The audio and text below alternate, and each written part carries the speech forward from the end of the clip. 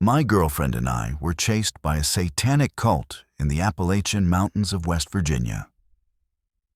This happened in the summer of 2017. We were from St. Catharines, Ontario, celebrating our university graduation with a road trip through the United States. Our destination was Miami, Florida. Her family owned a condo near the beach, so we had a place to stay. We chose to drive instead of fly. We wanted to see the country.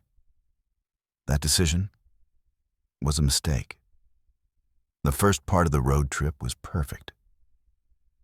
We shopped in Buffalo, drove down to Pittsburgh, even caught a Pirates game. It felt like freedom. Windows down, music playing, the kind of trip you take to celebrate the end of one life and the start of another. Then we hit West Virginia, and everything changed. The road stretched endlessly through dense wilderness, mountains piled on mountains, forests that swallowed the sky. Every now and then, a small town would appear, quiet, lifeless, and then vanish just as quickly in the rearview mirror. We had plans to meet friends for dinner in Charlotte, North Carolina, so we wanted to get through West Virginia as fast as possible. We only stopped when we absolutely had to. One of those stops would change everything. We pulled into a gas station in a remote area. No nearby buildings, no traffic, just trees pressing in from every direction. I started pumping gas while my girlfriend went inside to use the bathroom and grab snacks.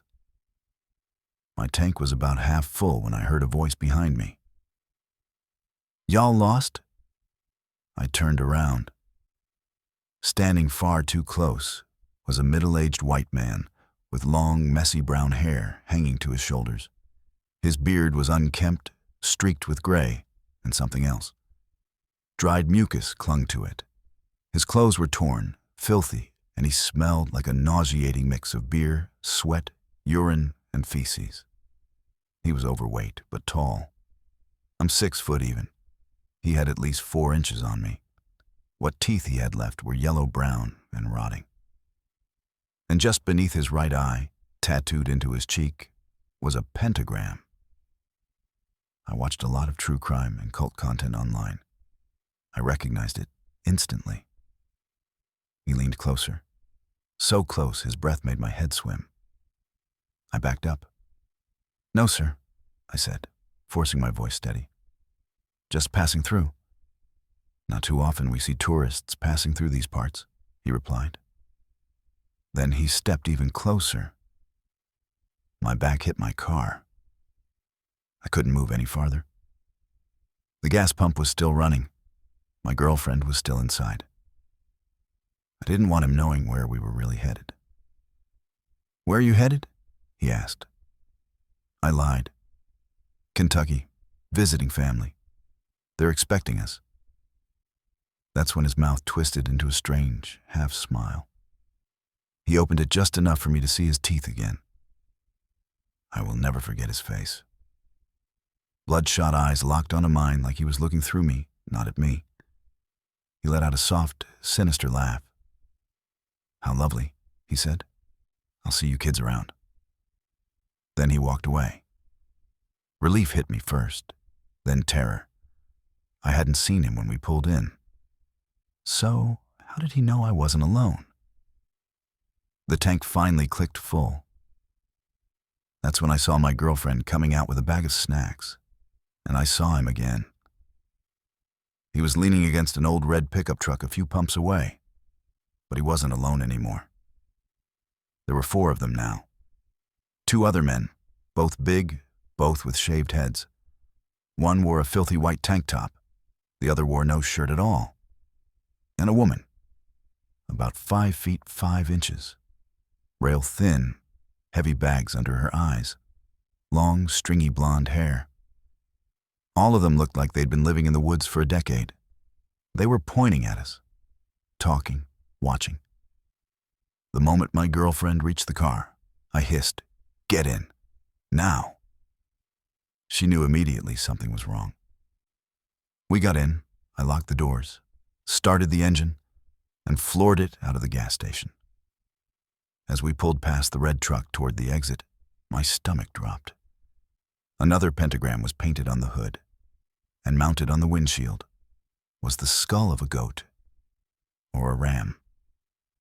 In the mirror, I watched the four of them climb into the truck. And then they pulled out behind us. The moment we pulled out of the gas station, I knew they were going to follow us. I told my girlfriend everything as I pressed the accelerator harder than I should have. I checked the rearview mirror. The red truck was right there. I sped up. They sped up. I made a left.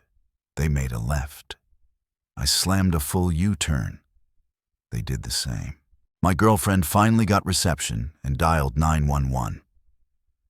We gave the operator our location. They directed us to the nearest police station. When asked for the license plate number, we told them the truck didn't have one. After the call ended, my girlfriend leaned out the window, phone in hand, pointing it back at them, letting them know the police were involved. That's when the truck backed off. They turned away. We made it to the police station and filed a report. Descriptions of the truck, the symbols, the people. The investigator told us they'd call if they found anything. We were shaken, but relieved. All we wanted was to get the hell out of West Virginia. We thought that was the end of it. We were wrong. We decided to drive through the night to put as much distance between us and that place as possible. The Appalachian stretch we were in had no streetlights, just black road, black trees, and whatever our headlights could carve out of the dark. Everything felt calm, until I saw two headlights in the mirror. At first, I ignored them. Then they got closer and closer, until they were tailgating us. My stomach dropped. It was the same red truck. "They're back," I shouted. My girlfriend started screaming and dialed 911 again. I floored it. No idea what was 10 meters ahead of us. All that mattered was escape. We made it about a mile. Then she screamed, "Watch out!" 3 dead cows lay sprawled across the narrow road. I slammed the brakes. The truck boxed us in. We were trapped. Then, a naked man wearing a goat mask burst from the woods. He ran straight at the car. He started smashing the vehicle with what looked like a large axe. He jumped onto the hood, making guttural animal noises. My girlfriend was still on the phone, screaming. Behind us, the others climbed out of the truck. 2 carried rifles. 1 held a machete. I didn't hesitate. I threw the car into reverse and floored it. The goat-masked man tumbled off the hood. We slammed into the truck hard, sending it skidding into a ditch. I yanked the wheel and pulled the fastest U-turn of my life. As we tore down the road, they screamed after us, obscenities echoing through the night. I didn't slow down until we hit a town. We filed another police report. We weren't injured, but we were broken. The car still ran, and the next morning, we got the hell out of West Virginia. We haven't taken a road trip since. Every once in a while, I still call the local police department to ask if they've found anything. They never have. And the fact that those people found us again, after the police station, after miles of driving, still haunts me to this day.